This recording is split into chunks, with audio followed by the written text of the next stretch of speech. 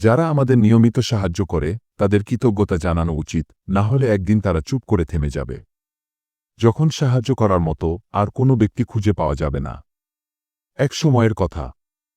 দূর এক গ্রামে ছিল এক প্রাচীন দালান, যেটার উপরে ছিল এক বিশাল ঝুলন্ত ঘড়ি। লোকজন বলতো এই ঘড়িটা নাকি জাদুকরি, সময় কখনো ভুল দেখায় না। ঘড়িটা বছরের পর বছর গ্রামবাসীকে সঠিক সময় জানিয়ে এসেছে। কিন্তু একদিন হঠাৎ সে সময় দেখানো বন্ধ করে দিল। গ্রামের লোকজন খুব বিরক্ত হল। কেউ বলল ঘড়িটা নষ্ট, কেউ বলল ওটা বাতিল করে নতুন ঘড়ি লাগাতে হবে। তখন গ্রামের এক ছেলে, নাম তার শুভ, ঘড়িটাকে খুলে এনে ঘরের এক কোণে রাখল। সে ছিল খুব কৌতূহলী। সে ঘড়িকে বলল, তুমি এত বছর ঠিকঠাক কাজ করলে, হঠাৎ থেমে গেলে কেন? আশ্চর্যভাবে ঘড়ি উত্তর দিল, আমি সময় দেখিয়ে গেছি ঠিকই, কিন্তু কেউ কখনো আমার দিকে তাকিয়ে বলেনি ধন্যবাদ।